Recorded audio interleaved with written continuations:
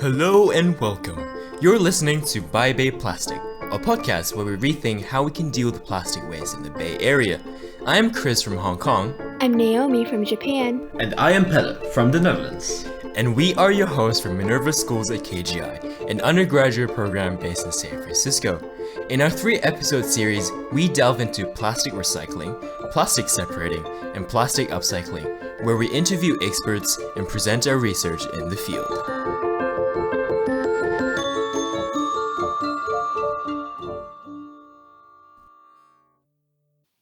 Hello, and welcome to the second episode of By Bay Plastics.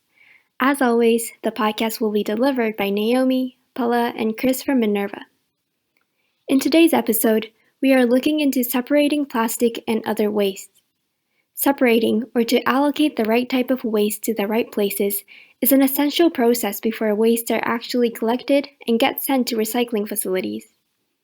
Of course, a recycling facility can function better if the right items come onto the right conveyor belt.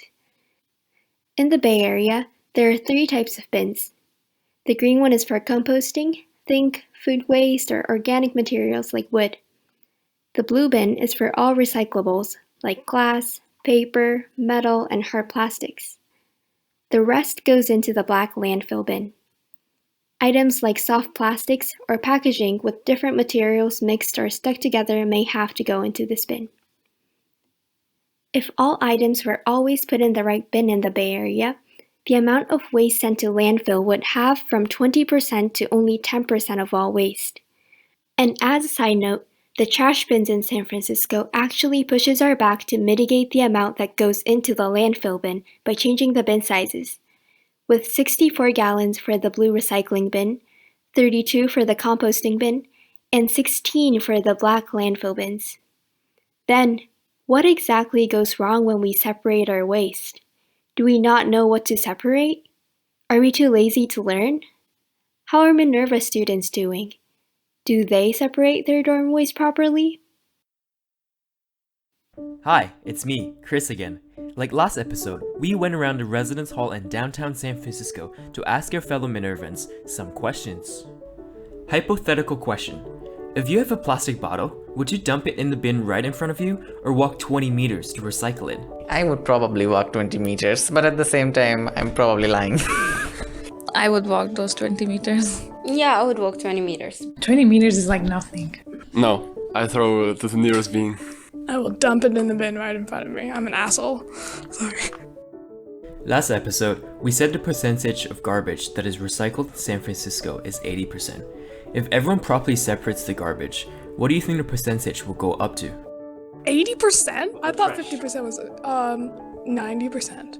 I guess could maybe even 95%. Like everyone puts it in the right bin. I'd still think it would be like 95%.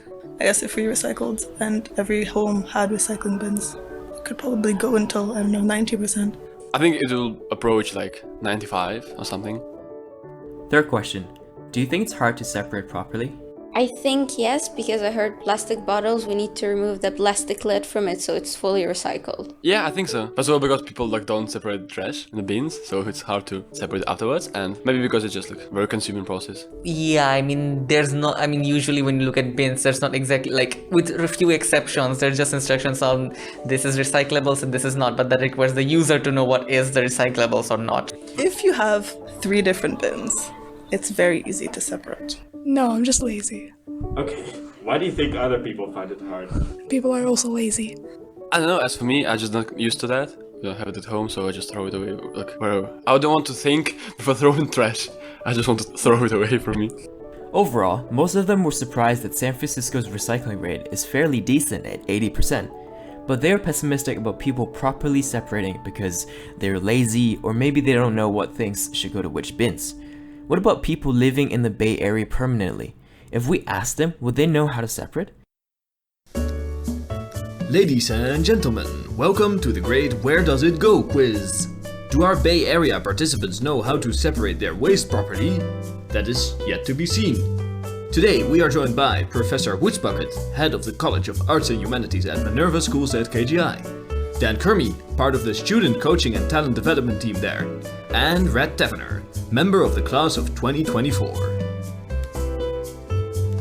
So, Professor Woods-Puckett, tell us something. What is your relationship with the Bay Area? Where do you live? What do you do? And what's recycling like in your daily life?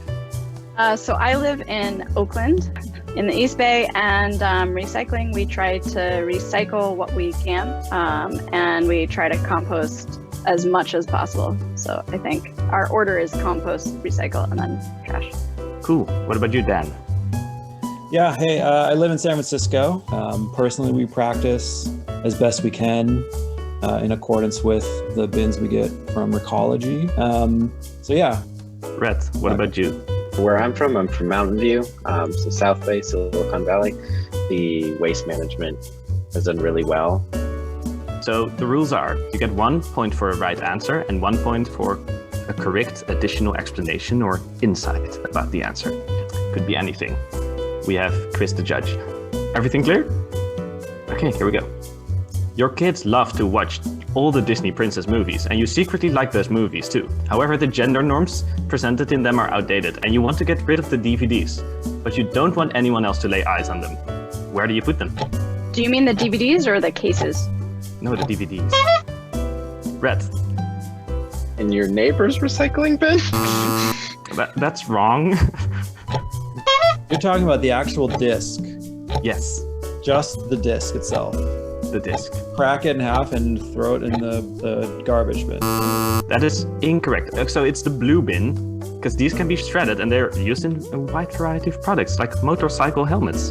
Next question. You bought flowers in plastic pots, but you put the flowers in your gardens for the bees. But what do you do with the flower pot? Because you have no space to keep it. Rett. Put it in recycling? Yeah, and it's because it's a polyethylene that can go in recycling.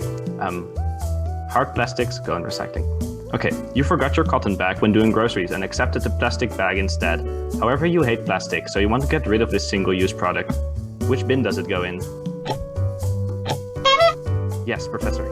This is a trick question because we don't have plastic bags. So I would get a paper bag from Trader Joe's. Actually, a good thing to think about is that you can also reuse plastic bags. So if you buy it, you don't have to throw it out.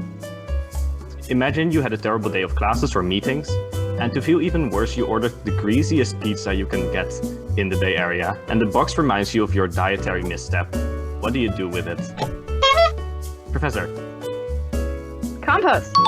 Yes. And why? Because that's what it says on the compost bin.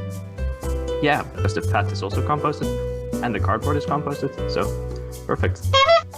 Yes, Professor. If it's a waxed paper product, then you have an issue and it can't go in compost. So it has to go in the trash because it can't be put in recycling either. That's true.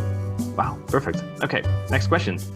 You forgot to opt for mail only for some bank, and now your bank sent you 23 credit card offers. However, these envelopes have this silly window of plastic in them. Do you have to remove all of the 23 windows? You have better things to do, right? Professor? No. Shred it. Recycle it. Correct answer. Next question. Some people always forget to take bags to the supermarket. They buy new plastic bags every time. Now they are left with an entire closet full of plastic bags. What can they do? Rett. Cycle them in mass? Yes, you can put them up in one bowl of like the size of a basketball, and then Recology can just recycle them. Dan, I want to hear more from you. Next question. You love yogurt. It's the only thing that prevents you from becoming vegan. And you need to open a new bucket every other day. What do you do with your endless stream of empty yogurt buckets? Dan. The top, tin, I think I would throw that away in the trash, and then the cup I would wash out and recycle. Wow, perfect. And he even mentioned the washing out. That's 2 points. Yeah, Professor, additional explanation? You could also poke holes in the bottom and put dirt in it and grow things. Okay, creativity points. I've been watching a lot of Gardener's World. It's like therapy level, even more calming than Great British Bake Off. It's a hot tip. Wow, I should watch that. Okay, nice tips here. You really need a new phone, and the old phone just can go to the landfill, right? Or recycle so someone else can use it. Rett. You can either take it back to the company or you have to put it in a specialized electronics recycling, depending on the phone. That's correct. Well, those were all the questions. We will announce the winner now.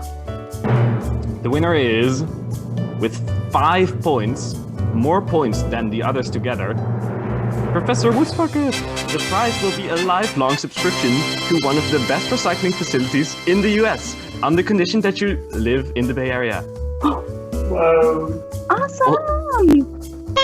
Professor. Trying to come up with really creative things you could do with like that closet full of plastic bags.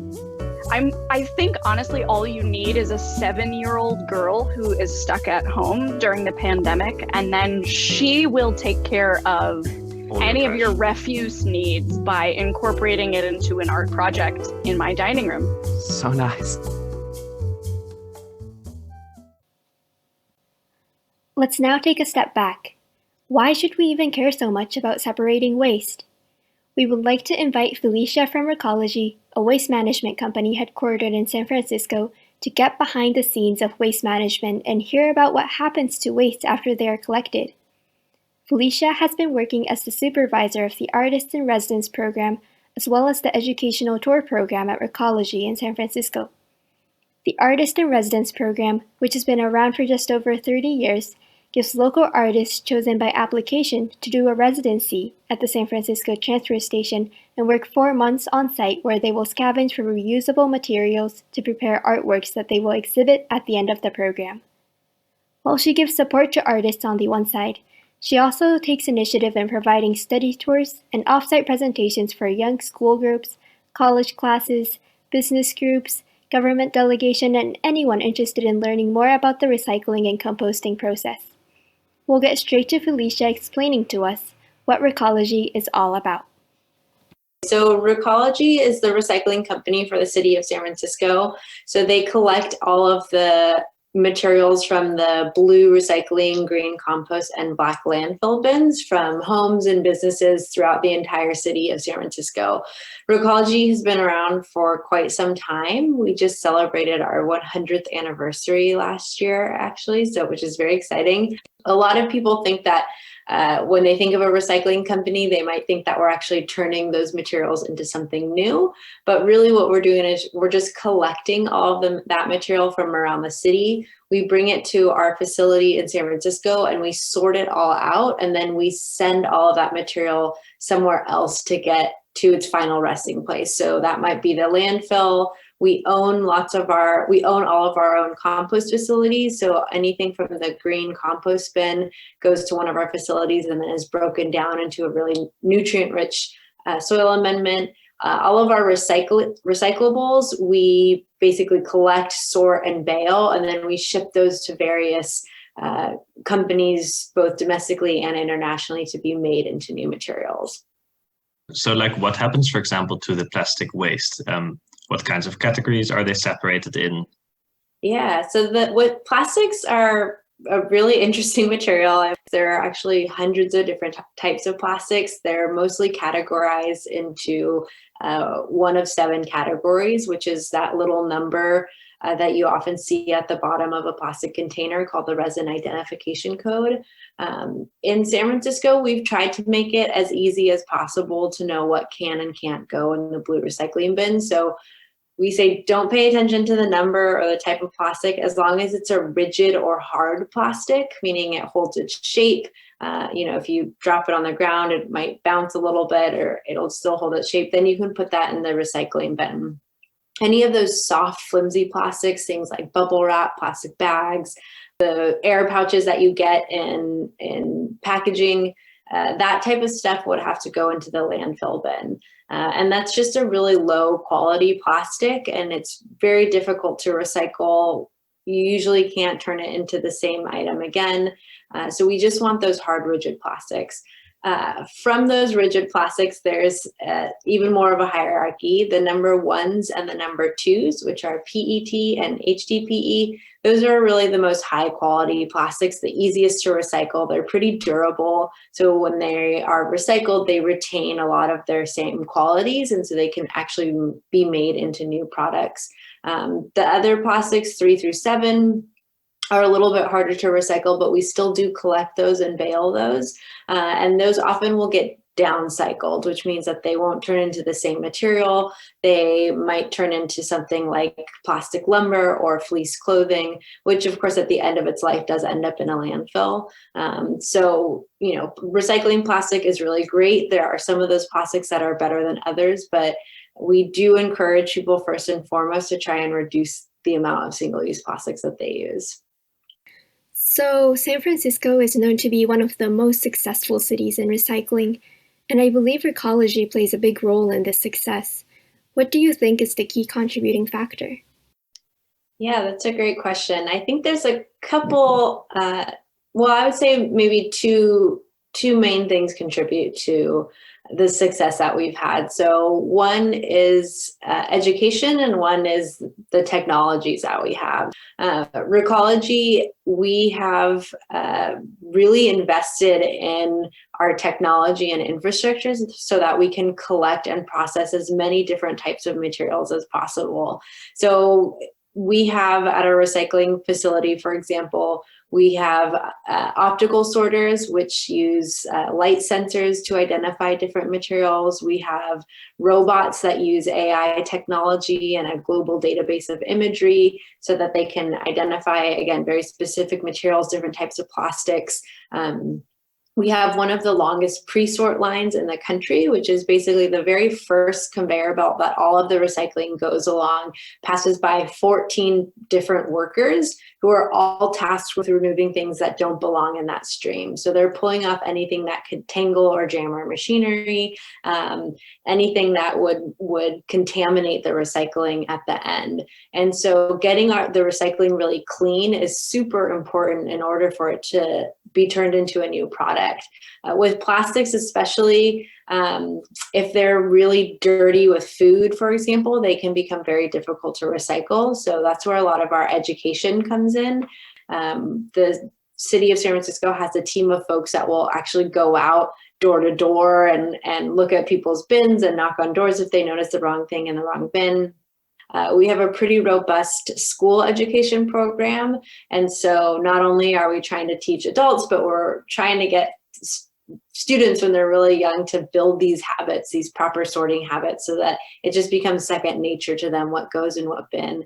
And then throughout all of that, we try and teach people about the importance of reducing and reusing as well, because it's really the first and best thing that we can do to help protect our planet and help protect our communities. I was wondering if there are any obstacles or constraints that are still preventing the college from reaching to, say, like 100% rate of recycling or, optimizing that process.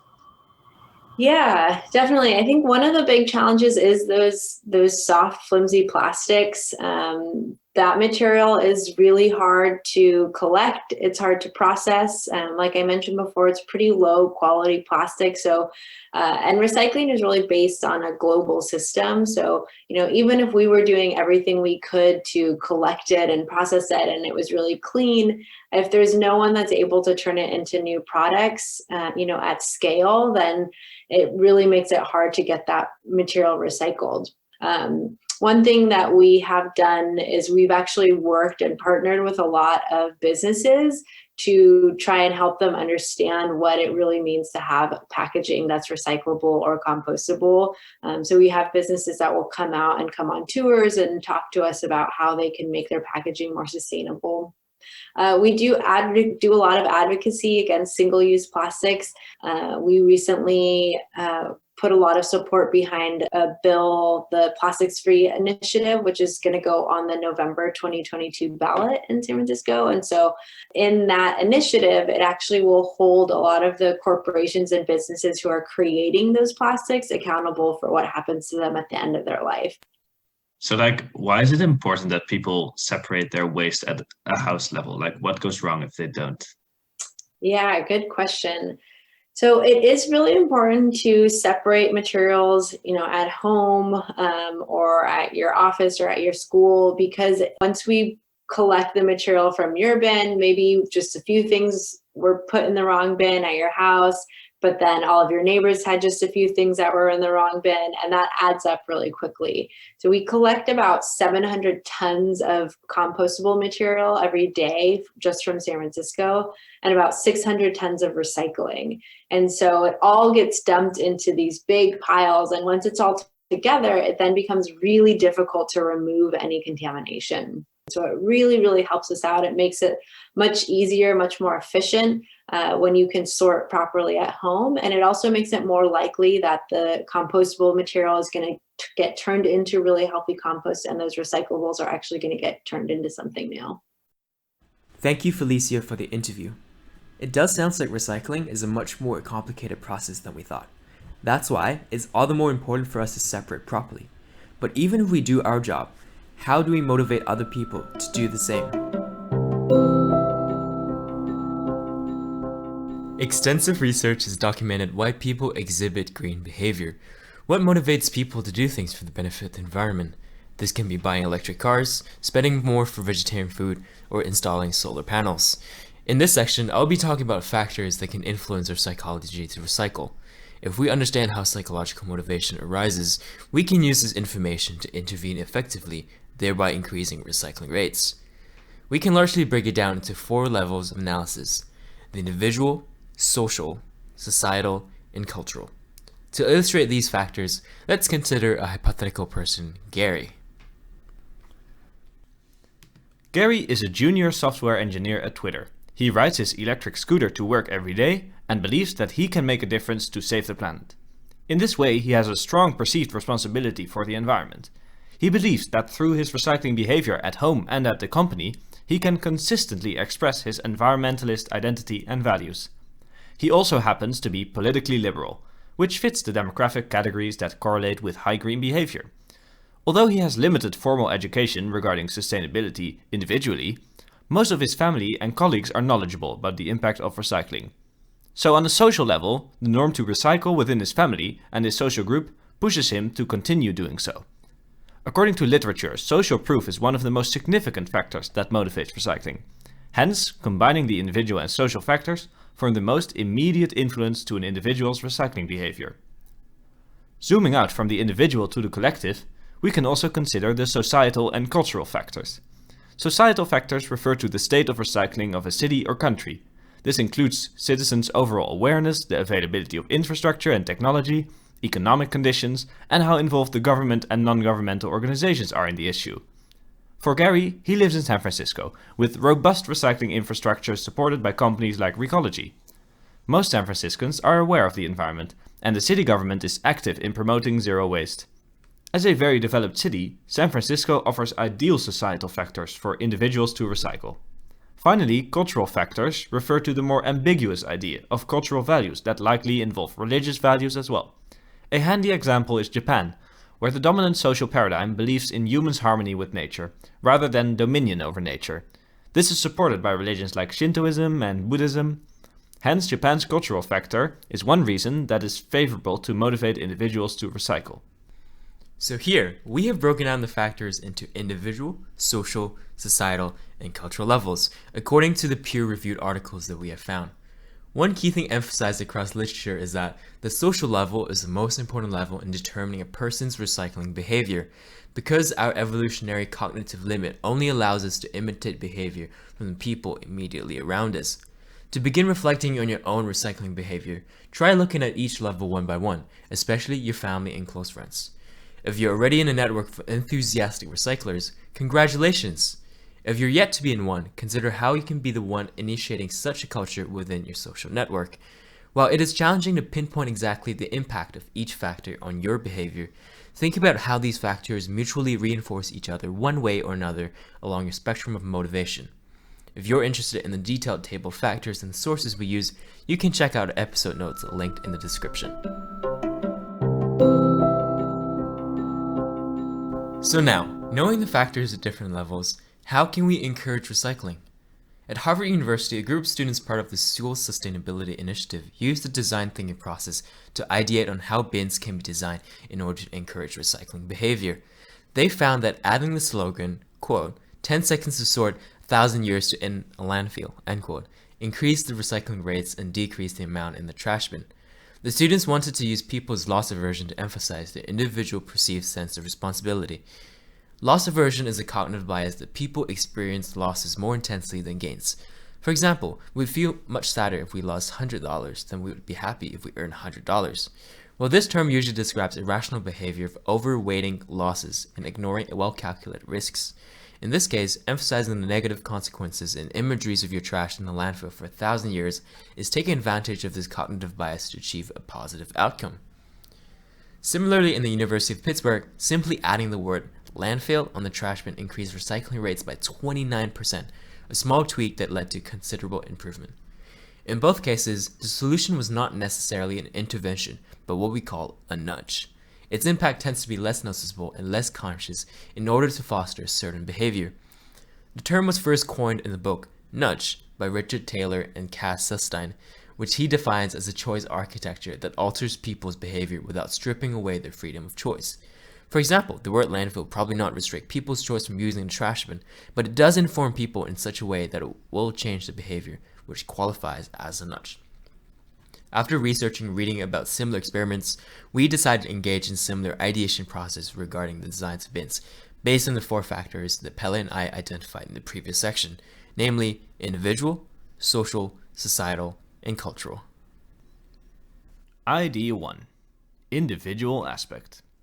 We noticed a lot of trash bins, but fewer recycling bins on the streets of San Francisco. At the beginning of the episode, we asked whether our peers would walk 20 meters to the nearest recycling bin instead of using the trash bin. However, in reality, 20 meters is a gross understatement, because oftentimes we don't even see one in the middle of downtown. What if every trash bin in the city is paired with a recycling bin? What if every time someone throws something, they can have the conscious choice to do good or do bad? In the same way, this increases the individual's perceived sense of responsibility, that they have the power and choice to recycle and do good. A nuance worth mentioning is that while most of our peers said they would walk the 20 meters, whether it directly translates in real life is questionable due to another cognitive bias called hyperbolic discounting. Hyperbolic discounting is a tendency to be inconsistent in preferences for short versus long-term gain. For example, it's easy for me to say that I want to go for a run this Sunday to keep fit. But when Sunday actually comes, I will probably be unmotivated to run and will rather want to watch Netflix the whole day, because I prefer an immediate reward. So in our case, the actual number of people who would walk the 20 meters could even be less than we think, which gives us more reason not to believe in the optimistic self-reporting that people give, and avoid hyperbolic discounting in the first place. By matching each trash bin with a recycling bin, people don't even have to make such a decision. Idea 2. Social aspect. What if the bins are transparent? Sometimes when we absentmindedly put a half-drank orange juice bottle in the recycling bin, we might go, oops, for a second, but forget about it because it is in the bin and we cannot see it from the outside. Now, if it's transparent, not only can you see the juice all over the interior, but also the people around you, your friends, your family, and strangers. Everything in the bin is polluted and not recyclable, and everyone knows you're the culprit, squandering all the effort people made before you. This relates back to the idea of social proof, which you might know as the herd effect or pack mentality, the idea that we behave in certain ways not because we rationally made the decision to do so, but because we emotionally want to be part of a social group and conform to a social norm. Personally, I would love to see experiments investigating this effect on recycling rates. Idea 3. Societal aspect. The more involved the local government and non-profit organizations are engaged in an issue, the more it can encourage citizens to be involved too. Compared to many parts of the world, San Francisco and the Bay Area seem to have good governance and NGO engagement in sustainability. In the quiz earlier, everyone knew about Recology, while for Chris living in Hong Kong, few people can name the recycling company or the sustainability NGOs. One small design choice to improve this factor further is to label relevant names on the bins, like the City Environment Department, Recology, and other organizations. This can foster the impression that everyone is in this together, to make a difference and appeal to an individual's sense of not wanting to let other people down. Idea 4. Cultural aspect. The more tailored the message is to culture's norms and values, the more successful it can be in its delivery. This is slightly more challenging to do in a multicultural place like the Bay Area, because people are generally more progressive and have had multiple cultural exposures or influences. In other words, people are less defined by traditional and conservative values. However, we could still appeal to them by differing word choice in different areas of the city. For example, in Chinatown, the catchphrase could be in harmony with nature, rather than make a difference for our environment, because we found that Eastern culture emphasized the blend between human and nature. This is different from the Western anthropocentric view that men should have dominion over nature, as perhaps implied in the slogan, making a difference for our environment. It can also be written in the community's language aside from English, and the same can be done for the Latino community, the Indian community, and other cultural groups. To conclude, nudges are a powerful subset of solutions to consider, because we can implement them easily and inexpensively, and they can be greatly effective in increasing recycling rates. You can start nudging your family members and guests at your household, or even at the school or company that you spend most of your time. But if you don't fancy yourself much as a designer or artist, I think Naomi might have some tips for you too. Yes, you must be wondering, what would I be able to do starting from today? Besides those who are already specialists at recycling, most of you know that recycling is important and you want to separate better, but it's just too difficult to incorporate it in your lifestyle and also to keep up with the habits. Study shows that people have a strong preference towards maintaining their current behavior, so if you currently sort waste into 2 categories, you don't want to start sorting into 3. Study results also tell us that social norms and marketing tactics that incorporate nudging too intensely or too directly to make people behave in a certain way actually discourage people from doing so. So I want to introduce you to some lazy tactics for better recycling that you could try at your home from today. Number 1. Buy groceries in bulks. Whether it's your favorite snack, drinks, fruits, or cereals, buy products that are packed together. Compared to buying individually packed groceries, you can reduce the amount of packaging material that comes with your purchases, your budget, as well as the time you need to allocate for shopping. Number 2, create an I think I can recycle this box in your house. Sometimes you encounter cardboard-like packaging, an electronic appliance, or a piece of aluminum that you aren't too sure whether they can be recycled and decide to throw them away. You might put it in the recyclables while it should not be there, which we call wish cycling. Or you do not want to contaminate the recyclables and so just throw it in the landfill bin. By setting up a box for these materials and going through them just once in a month or 2, you can take time once a month to look through the sorting instructions so that you do not have to think through the more complex items daily. Number 3. Stop the junk mails and catalogs that get mailed to your post. While this requires some initial effort to contact the senders and change the postal settings, the effort will bring you a much higher return since you will be free from having to go through a bunch of mails every day. It will also diminish that faint psychological burden you've always felt throwing away papers that you never dare to read. So try any of these tips and you will notice that you're naturally starting to develop better separating and recycling habits because, what did I say before? People prefer to maintain and settle with their current behavior.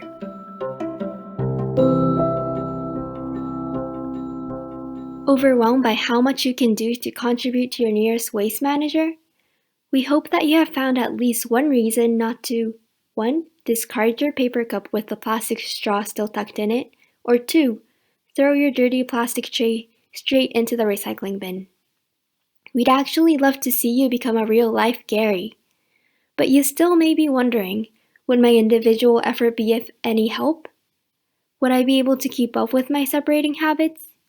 How could I get my friends and family to pick up the same habits?